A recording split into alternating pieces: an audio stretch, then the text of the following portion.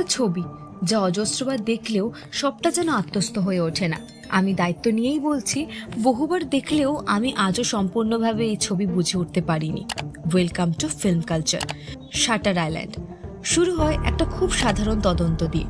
1954 সালে এক নিখোঁজ রোগীর খোঁজে দ্বীপে আসে ইউএস মার্শাল টেডি ড্যানিয়েলস।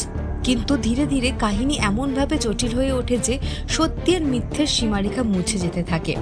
প্রতিটা সূত্র, প্রতিটা কথোপকথন যেন আরেকটা স্তর খুলে দেয়, আবার একই সঙ্গে নতুন সন্দেহের উদ্রেক করে।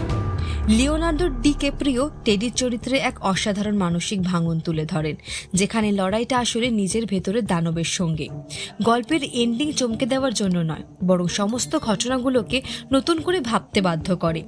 একবার সত্যিটা জানার পর আগের প্রতিটা দৃশ্যের মানে বদলে যায়। মার্টিন স্করসেস ইচ্ছে করে দর্শককে বিভ্রান্ত রাখেন, কখনো ভিজুয়াল, কখনো সাউন্ড, কখনো চরিত্রের আচরণের মাধ্যমে। এই নিয়ন্ত্রিত বিশৃঙ্খলার মধ্যেই তৈরি হয় ছবির তীব্রতা।